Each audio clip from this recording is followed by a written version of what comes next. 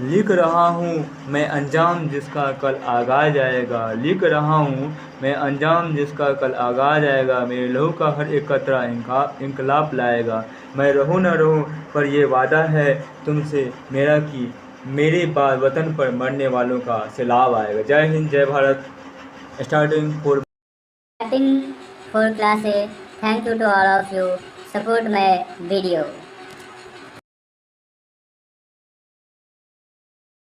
हमारी अर्थव्यवस्था कक्षा 10 भाग 2।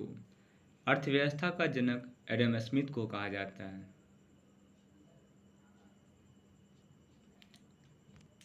जो अर्थव्यवस्था और कैसे इसका विकास हुआ इसके बारे में हम लोग डीपली जानेंगे इस चैप्टर में। अभी का जो हमारे भारत देश का जो अर्थव्यवस्था है ये एक दिन की संरचना नहीं है, इसकी जड़ें बहुत ही पुरानी है। हमारा देश 15 अगस्त 1947 को आज़ाद हुई थी। 200 वर्षों तक हम अंग्रेज़ों का गुलाम थे। उस समय भारत को सोने की चिड़िया कहा जाता था, लेकिन इस सोने की चिड़िया का भरपूर शोषण किया अंग्रेज़ों ने, इसका गलत यूज किया और इसकी भारत की जो आर्थिक स्थिति थी वो धीरे धीरे कमज़ोर होती गई। जब हमारा देश आज़ाद हुआ था तो हमारे सामने बहुत सारी चुनौती थी। हमारे देशों में सामाजिक, आर्थिक, राजनीतिक, संस्कृति इस तरह बहुत सारी चुनौती हमारे सामने थी। इस अध्याय में हम लोग अर्थव्यवस्था के बारे में जानेंगे, अर्थव्यवस्था का विकास कैसे हुआ, उसके हम लोग अर्थव्यवस्था को कैसे मापा जाता है और अर्थव्यवस्था का सूचकांक क्या होता है, बिहार का विकास की स्थिति ऐसी क्यों है, देश की आर्थिक विकास का भारत देश की जो आर्थिक विकास है वो कैसा है, बिहार की आर्थिक विकास की भूमिका कैसी है, हमारी मूलभूत आवश्यकताएं के बारे में इस पे डिटेल से हम लोग अभी चैप्टर में पढ़ेंगे।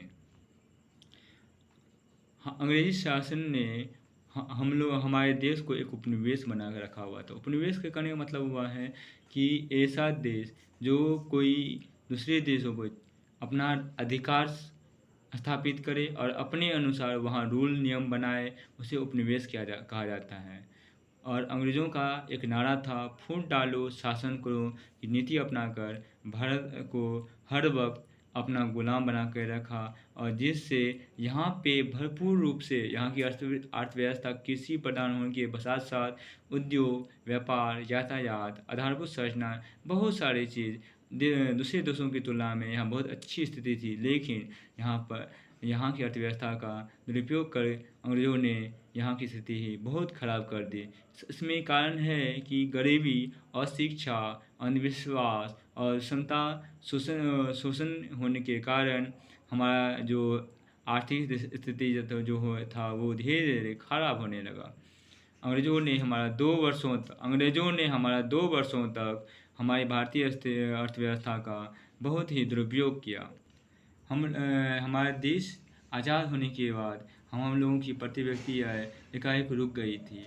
हमारे देश की जो जनसंख्या है वो किस पर निर्भर है, कृषि पे है और यहाँ पे हस्तशिल्प उद्योग का पूरा तरह से अस्तित्व खत्म हो चुका था। यहाँ उद्योगों का व्यवस्था पूरी तरह से बर्बाद कर दी गई थी और इस बातों से यह स्पष्ट होता है कि अंग्रेज़ों ने भारतीय अर्थव्यवस्था का भरपूर गलत इस्तेमाल किया है। जहाँ हमने अभी उपनिवेश की बात किए थे, तो उपनिवेश कहते हैं क्या है, किसे कहते हैं?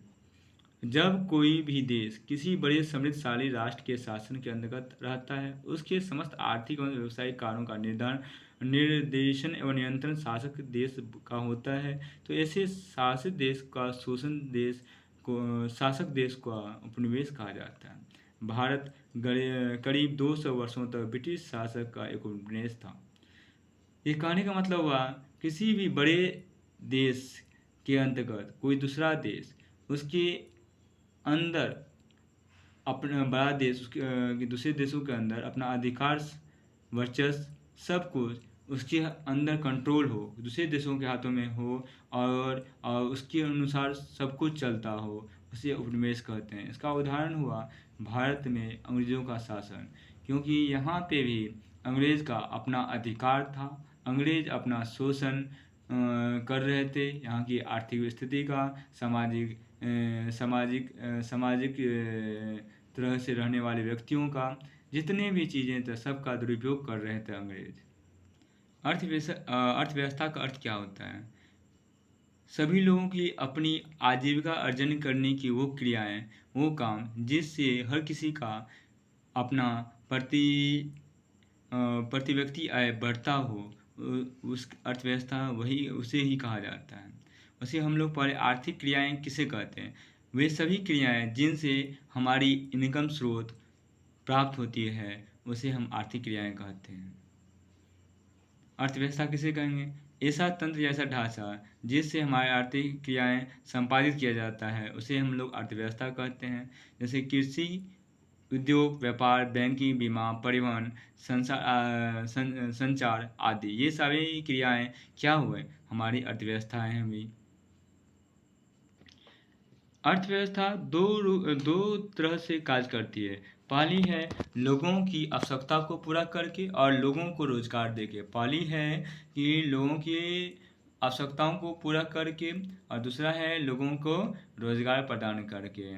हमारे यहाँ बहुत सारे अर्थशास्त्री ने अर्थशास्त्र का परिभाषित किया है। आजीविका अर्जन की एक प्रणाली को ही हम लोग क्या कहते हैं?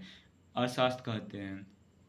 अर्थव्यवस्था कहते हैं या अर्थशास्त्र को अर्थव्यवस्था कहते हैं। किसके अनुसार? ब्राउन के अनुसार। उसी तरह अर्थव्यवस्था संरचना या ढांचा के आधार से, अर्थव्यवस्था की संरचना या ढांचा के आधार पर इन्हें 3 भागों में बांटा गया: प्राथमिक क्षेत्र, द्वितीयक क्षेत्र, तृतीयक क्षेत्र, या तृतीयक क्षेत्र को ही सेवा का क्षेत्र कहा जाता है।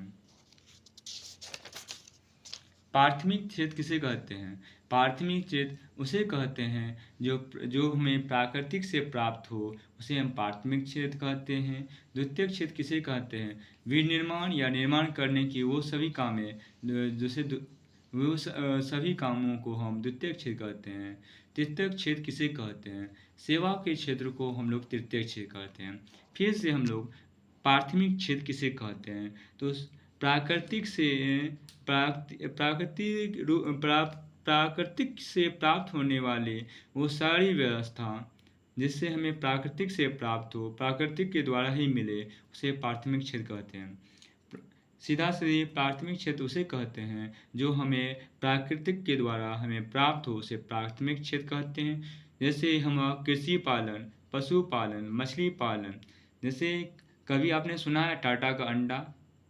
ये नहीं संभव है, टाटा का अंडा नहीं हो सकता। टाटा का भैंस, अंबानी का जियो का गाय ये आपने नहीं सुना होगा। क्यों नहीं सुना होगा? ये प्राकृतिक नहीं है, ये हम लोग निर्माण किए हैं, तो ये प्राथमिक क्षेत्र में नहीं आ सकता। हाँ, ये आ सकता है कृषि, पशुपालन, मछली पालन, ये सारी क्षेत्र प्राथमिक क्षेत्र हैं। द्वितीय क्षेत्र किसे कहते हैं? द्वितीय क्षेत्र जिसमें निर्माण, ऐसा क्षेत्र जिसमें निर्माण और विनिर्माण दोनों किया जा सके, उसे हम लोग द्वितीय क्षेत्र कहते हैं। जैसे गैस, बिजली इत्यादि। तृतीय क्षेत्र किसे कहते हैं? सेवा के क्षेत्र को हम लोग तृतीय क्षेत्र कहते हैं। कि जैसे स्कूल हो गया, हॉस्पिटल है, यातायात करने वाले संसाधन, ये सब हो गया आपका तृतीय क्षेत्र। आज की क्लास यहीं पे। जय हिंद, जय भारत।